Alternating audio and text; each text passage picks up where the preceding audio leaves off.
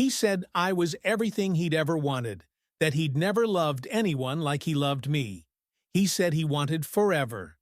But he already had one, with someone else. This is the story of how I learned that love, lies, and betrayal can all wear the same smile. I met Ethan at a bookstore downtown. It was the kind of place that smelled like old pages and comfort, and he just fit there. Tall, soft-spoken, with that kind of quiet charm you don't expect to find anymore. He was browsing through the poetry section when our eyes met. He smiled. I smiled back. That was it. Simple, real, honest, or so I thought. He struck up a conversation. We talked about Neruda, Whitman, heartbreak, and healing. He said he loved words because they were pieces of people's souls. I remember thinking, finally, someone who gets it. The first date happened a few days later. Candlelight, slow jazz, the way he listened to me like every word was precious. He was so present, so attentive. He made me feel like I was the only person in the world. It didn't take long before we were spending every weekend together.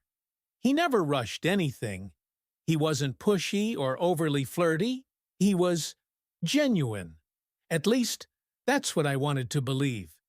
He told me he was a freelance photographer, which explained the irregular hours. Sometimes he'd disappear for a few days, claiming he was on assignment. He'd send pictures, beautiful ones, sunsets, mountains, candid portraits of strangers. He said he was capturing life. I believed him. Months passed, and our relationship deepened. He met my friends, who adored him. He cooked for me, remembered small things I told him weeks earlier, brought me flowers just because. He was the kind of man you read about in novels, the kind that's too good to be true. Then came the night he said, "I want forever with you." My heart stopped. We were lying under a blanket, watching the stars from his rooftop. He looked at me like he was seeing his future. I cried. Happy tears. For once, I thought I had found something real. He talked about moving in together. Even showed me apartments online. We planned weekend trips, spoke about kids, joked about wedding playlists. He said he needed a little more time to wrap some things up, professionally, before we took the next step. I respected that, but then small cracks started to show. He became harder to reach on weekends. Text replies got slower. He canceled plans, once because his aunt was in the hospital, another time because he had to babysit his nephew. But I trusted him. Blindly. Then one night, curiosity, or maybe intuition, got the better of me. He left his phone in the bathroom while showering at my place. It buzzed. A name popped up. Lena. I froze. I didn't want to be that person who snoops. But something in me knew. My fingers moved before my brain could stop them. The message read, "The kids miss you. Don't forget Sophie has ballet at 10 tomorrow. I left you some pasta in the fridge. Love you." My world shifted. I stood there, heart pounding, breath caught in my throat. I scrolled up.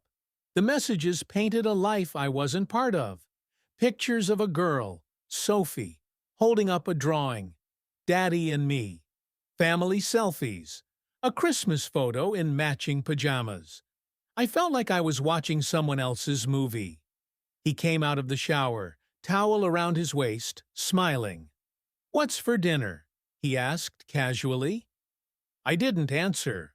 I just held up the phone. His face drained of color. He didn't deny it. He didn't lie. He just sat down and said, "I never meant for this to happen." The story spilled out like a wound finally bursting. He had a wife, 2 kids, a home, a life built long before me. He said things were rocky, that they were technically separated, that he was trying to leave, but the timing never felt right. He said I made him feel alive again. He said he loved me, but every word felt like poison. I asked him if he was planning to tell me. He said yes. I asked him when. He had no answer. I asked if she knew about me. He shook his head. I felt sick. I told him to leave. He did. Quietly, no drama, just silence and guilt in his eyes. The days after were a blur. I deleted every picture, every text, but pain has a way of seeping into everything. Music, smells, places. It all reminded me of him. I wanted to scream at him. I wanted to scream at myself. How did I not see it? But the truth is, I didn't want to. I wanted love so badly that I ignored the warning signs. I let my heart lead, even when the road was clearly marked with red flags. A week later, I received a message from Lena. She had found my number from Ethan's phone bill. Her message was calm, almost too calm. "Can we talk? I just want the truth." We met at a small cafe. She was beautiful, graceful, strong in a way I hadn't expected. She didn't scream or cry, she just listened. And then she told me her side. They weren't separated. They had just celebrated their anniversary. She thought they were trying for another baby. Everything Ethan told me was a lie. We sat there for hours, two women piecing together the same man's parallel lives. It was surreal, like a movie. But this was real, and we were the collateral damage. She thanked me, not out of kindness, but out of necessity. She said she needed closure, and I gave her that. Months passed, seasons changed. My heart slowly started to rebuild. Then one evening, I got a voicemail. It was Ethan. His voice was shaky. He said he missed me, that he had lost everything. His wife had left. He was in therapy. He said he still loved me, that he never stopped. I deleted it, because love built on lies isn't love. It's manipulation wrapped in a beautiful disguise. Healing isn't linear. Some days, I still remember his smile and wonder who he really was, but I also remember the woman I became after him. Stronger, wiser, fiercely protective of her heart. I started painting again. I traveled. I fell in love. With myself. I stopped needing someone else to tell me I was enough. Days turned into weeks, and I couldn't shake the feeling that something was off. Ethan had vanished. No calls, no texts, no "I'm sorry" or "let me explain." Just silence. The man who once promised me a life together had become a ghost overnight. Then one afternoon I got a message, but not from him.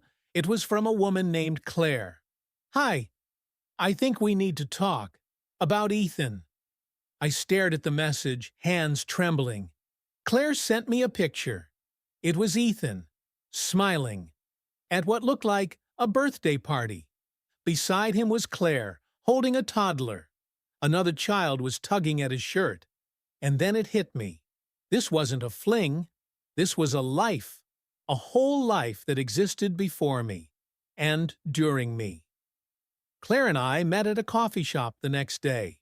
She was calm, almost too calm. She sat across from me, her hands folded on the table, like this wasn't her first time uncovering Ethan's lies. "He's done this before," she said. "I've found messages, receipts, hotel bookings, but I always convinced myself it was nothing serious. Then I found your photos in his hidden folder." I felt my stomach turn. "He told me you were just a coworker, someone he occasionally had to travel with for work." I shook my head. "He told me he was divorced. Said his wife had moved to another state, that he was finally free to start fresh." Claire let out a bitter laugh. "We've been married for 8 years. Our youngest just turned 2. Claire didn't yell. She didn't cry. She didn't blame me. Instead, she asked one simple thing. "Will you help me bring him the truth?" We decided to confront him together. That night, she invited him to dinner. Said it was just the two of them. But when he walked in, there I was, sitting at his table, across from his wife. The look on his face? Panic. Pure, unfiltered panic. What is this? Claire leaned in calmly.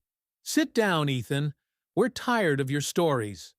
He tried to laugh it off at first, calling it a misunderstanding, an overreaction, even tried gaslighting both of us. You don't understand what it's like, he said.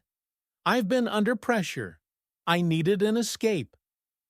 But neither of us flinched. I looked him in the eyes. You didn't need an escape. You needed honesty. And instead, you gave us lies. I never saw Ethan again after that night. Claire filed for separation within the month. She told me it wasn't just about me, it was about reclaiming her dignity. And for me, I moved out of the city. I needed a reset. But the scars stayed. Trust is a fragile thing. You don't realize how much you give until someone shatters it. But here's what I've learned. Sometimes the people who promise you forever are the ones hiding entire lives behind your back. But that doesn't make you the fool. It makes them the liar. And in time, you heal, you grow, and you learn to love again, with eyes wide open. If you've ever been betrayed by someone you trusted, if you've ever questioned your worth because of someone else's lies, just know you are not alone, and your story matters. Subscribe for more true stories of love, lies, and painful truths. This is Lies and Lucidity.